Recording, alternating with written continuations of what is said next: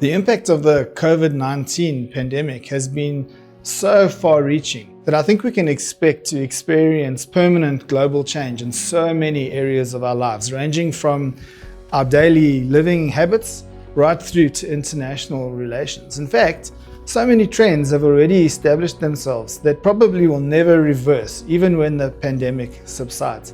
A lot of people are hanging in there, sort of hoping things will return to normal and go back to the way they were. And I think that those people are going to be disappointed, because think about it. The cumulative effect of all the decisions that so many millions of us are making on a day-to-day basis under the shadow of this pandemic are so complex that they can never really be fully unwound in time to come. So I think we'll be moving from what used to be normal, the old normal, into a new normal that'll be different. So if you and I are constructing a new future for ourselves by virtue of the decisions we're making right now in the present, would you prefer to let the loudest voices in society take charge of how that new future will look? Or would you like to let that future form by default through lack of attention? Or would you prefer to weigh in and have your opinion taken into account in how that new future shapes? I believe that every one of us should take time to reflect on what's going on inside of us and around us during this time, and make sure that we contribute towards a better new normal, that we take responsibility for the shape that this new normal finally falls into. So what is normal anyway? Normal is about the familiar, the predictable. In our daily lives, there's a fairly complex web of rules that governs how things work, and over time, we become familiar with the patterns of cause and effect at play within that framework. There's a certain predictability linked to that. If we do X, we get Y. And we get to know what those rules are, and then we use those rules to get what we need. And being able to do that gives us a certain level of confidence.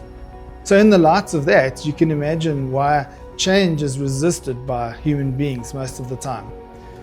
You see, change implies that those patterns of cause and effects alter, and you can't predict what the outcome is. So your level of confidence decreases, and when your level of confidence decreases, you find yourself in a state of uncertainty, and uncertainty really is just another word for fear.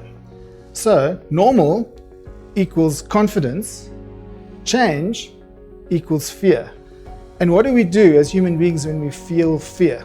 We erect defenses and we resist, and that's why the path to change is strewn with barbed wire and landmines.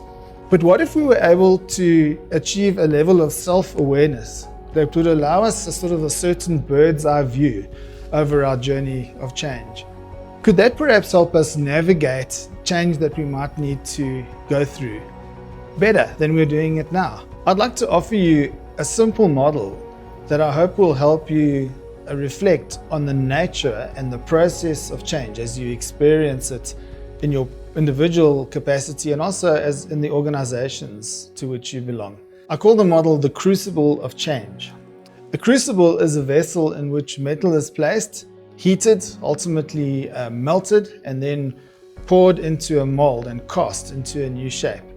And as simple as that may sound, I believe that it's a very useful analogy for examining the process through which we go when we undergo change, either as individuals or in our capacities as organizations. Let's have a quick flyover and look at the big picture of this process. It all starts with heat.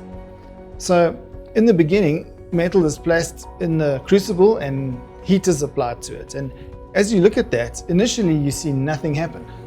It doesn't mean nothing is happening though, because on a molecular level, the particles of that metal are exciting and they're beginning to move. And so although the shape remains constant of the metal, there is something going on at a deeper level. Now, if we go to our analogy in the real world, heat is equivalent to maybe an external circumstance or perhaps a new way of thinking that comes about in the world. And although you might not see it, it begins to cause excitement at a granular level. And so the rules may not change and the structure of society may not change, but something is going on deep inside. Now, if the heat keeps on being applied to metal, eventually it gets to the point where the metal begins to glow red and it goes into a state where we say it's malleable. And this means that its shape is held if you just leave it. But you can beat it into another shape using a forge or a blacksmith's hammer. And similarly, in the real world, if the heat is hot enough and stays on long enough, societal norms become under so much pressure that they can be bent, they can be influenced, they can be molded to a new shape, but with great effort and great intensity to get that right. And going back to our crucible, as the heat goes up further, eventually the metal meets its melting point, and the bonds that hold the structure of that metal together just give up, and the metal puddles into a liquid. And from there it can be poured into a mold and can be made to take on any shape that one desires. And so similarly, in our analogy in the real world, there's a certain point where the intensity, the pressure, the forces placed upon society or upon individuals are so great that the resistance to change, the resolve to maintain the status quo is broken down, and they become willing to adopt new ideas, new ways of behaving, and so on. And then when the heat is removed, things set into a new normal. So that's the crucible of change, where you start in one shape and through an experience of heat, change state and eventually re-solidify into a new shape. If you found this idea to be interesting and you'd like to know more, in about a month's time we'll be releasing another video, and in that video I'm going to unpack this process in greater detail. If you found it useful or interesting, I want to ask you, why don't you share this with somebody else that you care about? And also like our page so that when that new video comes out, you will know that it's happening.